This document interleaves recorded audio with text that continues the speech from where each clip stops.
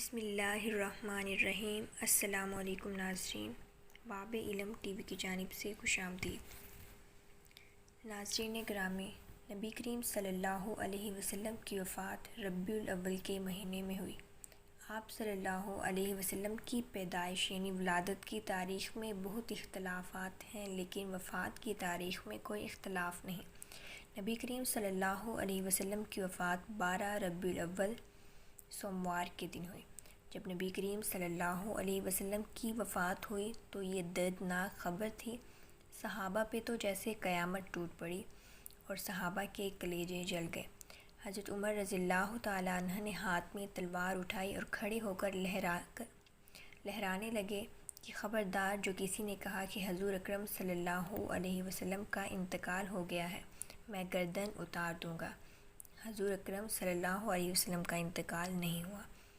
تھوڑی دیر بعد حضرت زید بن عبداللہ کے بیٹے نے جا کے کہا، ابا جی، حضور اکرم صلی اللہ علیہ وسلم کا انتقال ہو گیا ہے۔ تو وہ باغ کو پانی دے رہے تھے، سب کام چھوڑ کر ہاتھ اٹھایا اور کہنے لگے، اے اللہ، مجھے اندھا کر دے۔ یہ آنکھوں کی بینائی اس لیے تھی کہ تیرے محبوب کا دیدار ہوتا تھا۔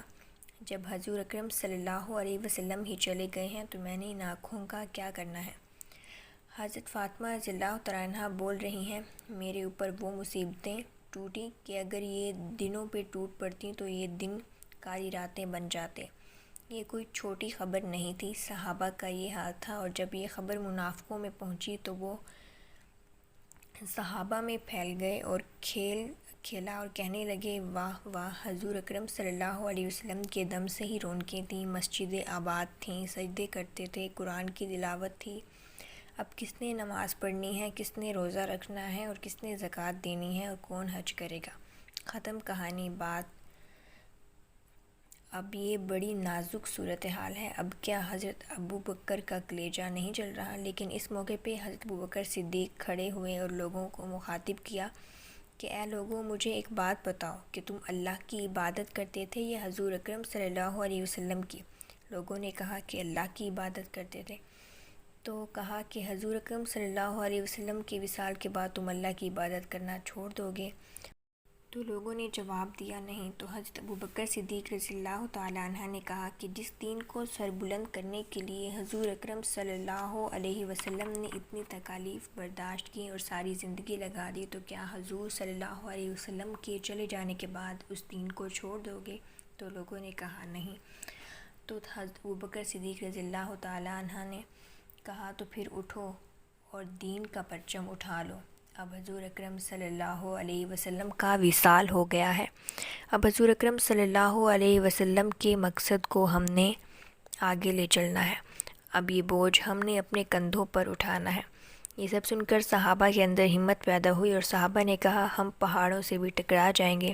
یہ وہ موقع تھا جس موقع کو حضرت ابوبکر صدیق نے سنبھال لیا۔ منافق تو چال چل گئے تھے۔ ساری زندگی ہم حضرت ابوبکر صدیق کی تعریفیں کرتے رہے، لیکن ان کا یہ حق ادا نہیں کر سکیں گے۔ یہ حضرت ابوبکر صدیق نے احسان کیا ہے۔ حضرت ابوبکر صدیق کی شان میں حضور پاک صلی اللہ علیہ وسلم نے فرمایا کہ جب ایک خاتون آئی حضور اکرم صلی اللہ علیہ وسلم سے کوئی مسئلہ پوچھنے کے لیے، تو حضور اکرم صلی اللہ علیہ وسلم نے فرمایا کہ پھر آنا۔ اس عورت نے کہا کہ میں پھر آؤں اور آپ نہ ملیں، یعنی آپ کا وصال ہو جائے، تو حضور اکرم صلی اللہ علیہ وسلم نے فرمایا، میں نہیں ملا تو ابو بکر تو ہوگا۔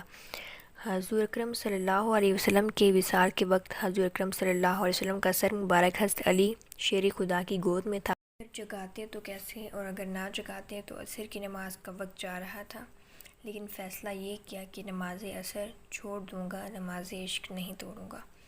حضرت علی کی آنکھوں سے آنسو گرنے لگے تو حضور اکرم صلی اللہ علیہ وسلم کی آنکھ کھل گئی۔ تو حضور اکرم صلی اللہ علیہ وسلم نے پوچھا، علی کیا ماجرا ہے؟